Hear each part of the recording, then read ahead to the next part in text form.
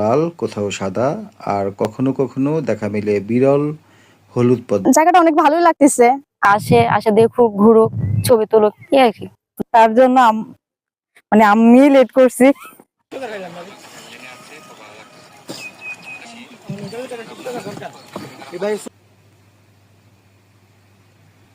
প্রকৃতির এই অপরূপ সৌন্দর্য দেখতে প্রতিদিনই ছুটে আসছেন ভ্রমণ পিপাসুরা।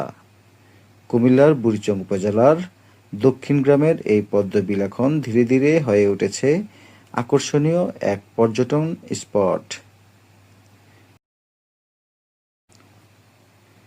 কুমিল্লার গুমতি নদীর উত্তরে বুড়িচং উপজেলার দক্ষিণ গ্রাম।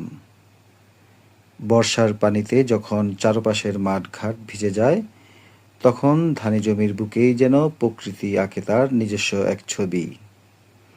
সবুজ পাতার ফাঁকে ফাঁকে ফুটে ওঠে